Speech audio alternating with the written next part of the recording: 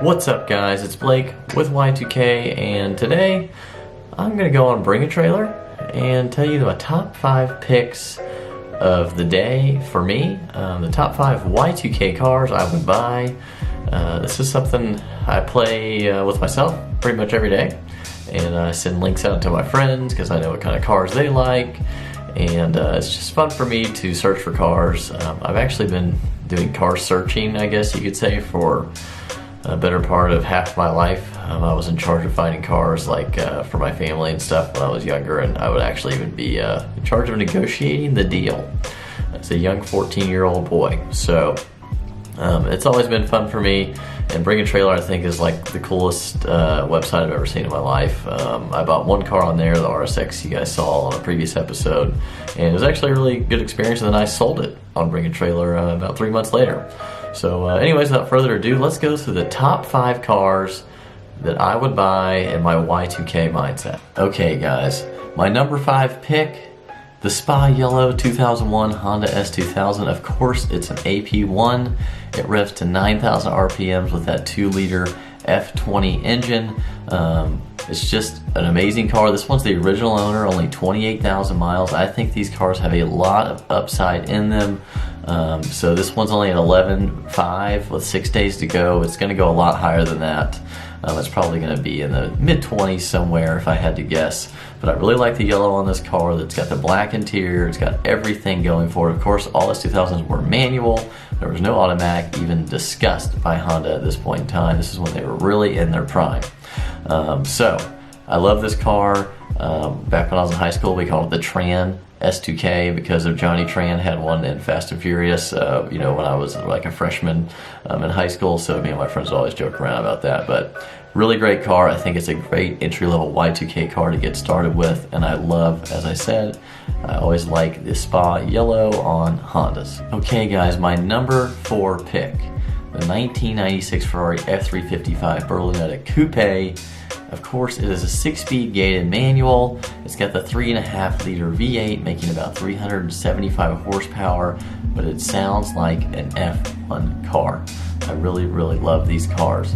The only shortcomings on these cars are, of course, the belt services. Everything is a belt on a Ferrari, including the timing belt. So you are going to have to keep those in mind. Every couple of years, that motor's going to have to come out, and it's not going to be cheap. So that's just something you got to be wary of. It's got 56,000 miles, which is not bad. It's not, you know, garage queen car. It's been driven, which is usually a good sign on these older exotics that they've been driven like that, which means they've been maintained, and the motors just like to not sit around. They want to run. So that's what it's all about. It revs to 8,500 RPMs. It sounds beautiful. And F355 is always going to be on my list. I just hopefully would love to own one day and park it next to the Diablo. This thing only has 2 days left, and it's at $57,500. I'm going to say it's going to go between 70 and 80. They aren't too outrageous yet, so if you are interested in F355, I would definitely give this one a look. It's in black and not red, which is one of my favorite things about it. Alright guys, my number 3 pick, the 1999 Acura NSX-T, and of course, Spa Yellow. Yes, I like yellow, especially on Y2K Air vehicles. You know, when I was younger and I saw a yellow car, it stood out to me, and I just like yellow. This has got the 3.2, not the 3.0, but the 3.2 V6.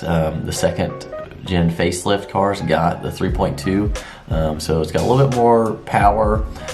It's got a 6-speed manual instead of a 5-speed manual, which is the first gen cars had, and it's got the T stands for Targa, so you can pop that top off and have a great day with the wind in your hair and all that kind of great stuff. So I think this is an excellent choice. This car has 2 days to go. It's at 85,000. It's only got 13,000 miles, so this is really low mileage, and you know, I think it's going to do over 100 for sure, but only time will tell. So let's see what happens in the next couple days. Alright guys, my number 2 pick, the 1997 Toyota Supra Targa. I do prefer the coupe, but the Targa is awesome. Where I live in Florida, you can take the roof off and you know, put your sunglasses on and have the wind in your hair, and it's great. and that's a very Y2K thing to do, is take your target top off, so why not? This car is a 6-speed manual, of course, over the ivory leather interior, which is like a light tan. It's really nice. It's got the factory chrome wheels, which is pretty cool.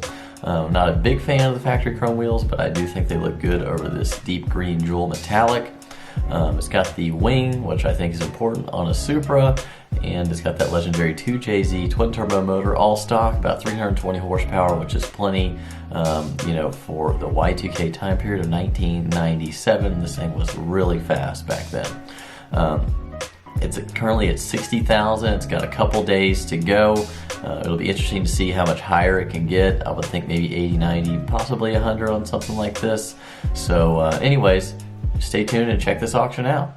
Alright guys, it's time to talk about my number one pick, the 2001 E46 M3. Oh my god, it's Laguna Seca Blue, my favorite color on any M car.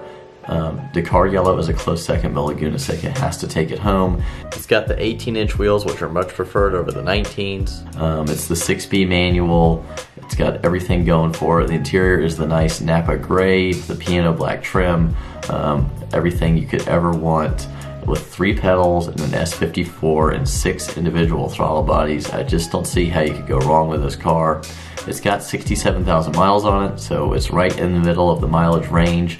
Not too low, not too high. You could actually drive this thing around and enjoy it. So it's my number one pick today, and I just think it's one of the best looking M cars out there that was ever made. This car currently has 6 days to go, and it's at $30,000, so it's going to be a pretty wild auction, I think, on this one price-wise, and it'll be fun to watch. Okay guys, well, I hope you enjoyed my little top 5 picks on BAT.